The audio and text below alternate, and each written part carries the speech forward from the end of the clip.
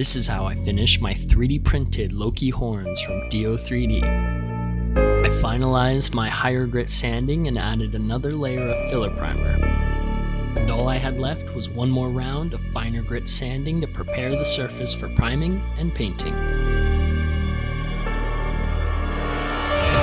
I then added a thin layer of gold acrylic to add a yellowish depth or vibrance to the crown itself, followed by a hint of dark weathering and of course the green detailing throughout. And here's my finished product.